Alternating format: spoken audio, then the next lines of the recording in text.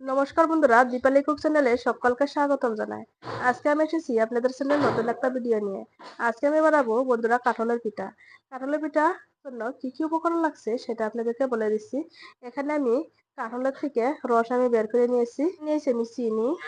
এখানে আমি নিয়েছি আতপ চাল, গুঁড়ো করে নিয়েছি মিক্সিং জারে দিয়ে। এখানে নিয়েছি আটা, আর নিয়েছি সুজি, আর নিয়েছি নুন।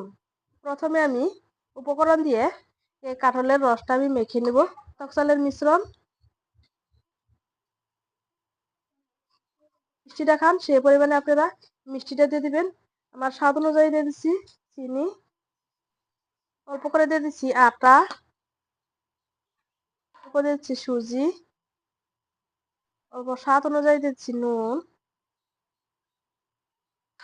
সব উপকরণ এখন ভালো করে ফেটিয়ে নিব অল্প ঘন আকারে। এখন চলুন রান্না করে দেখুন।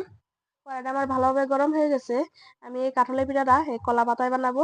কড়াইতে দিয়ে দিচ্ছি কলা পাতা, দিয়ে দিচ্ছি। এখন আমি এই কলা পাতাটা মুড়ে দিয়ে দিব, এরকম করে বাস করে দিয়ে দিব।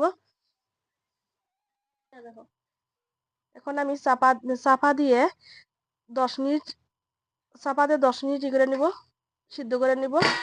এক পাশটা হয়ে গেছে, অপর পিঠটা উল্টে দিচ্ছি। আবার আমি থাল দিয়ে চাপা দিয়ে দিব।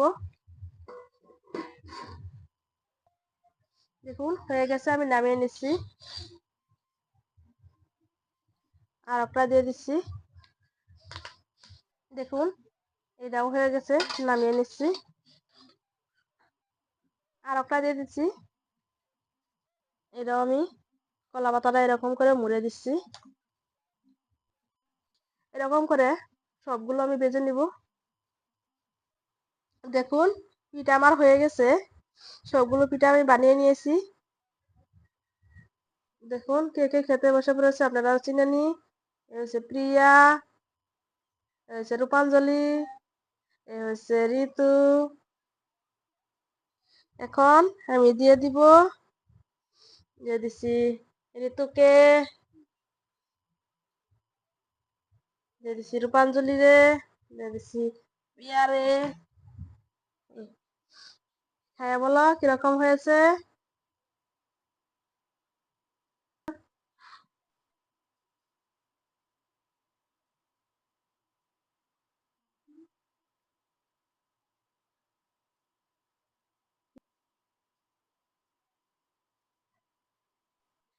দেখুন কাছে নিয়ে দেখাচ্ছি। এ হচ্ছে পায়েস, এ হচ্ছে কাঁঠালের পিঠা।